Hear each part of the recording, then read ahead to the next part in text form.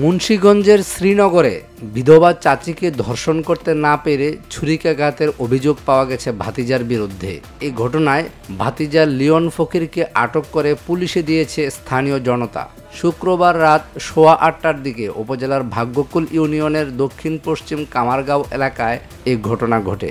স্থানীয়রা আহত চাচিকে উদ্ধার করে উপজেলা স্বাস্থ্য কমপ্লেক্সে ভর্তি করেছে। এ ব্যাপারে ভিকটিম বাদী হয়ে থানায় ধর্ষণ চেষ্টার মামলাও করেছেন। গ্রেফতারকৃত লিওন ফকির উপজেলার দক্ষিণ পশ্চিম কামারগাঁও এলাকার নীরব ফকিরের ছেলে। মামলা সূত্রে জানা যায়, ভিকটিমের স্বামী গত 3 বছর আগেই মারা গেছেন।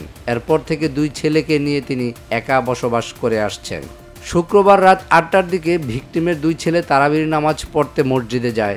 রাত 8:15টার দিকে ভাতিজা লিওন ফকির ওই বাড়িতে এসে দরজা খোলার জন্য ডাকাডাকি করে। এরপর চাচি দরজা খুলে দিলে তাকে ধর্ষণের চেষ্টা চালায় লিওন ফকির।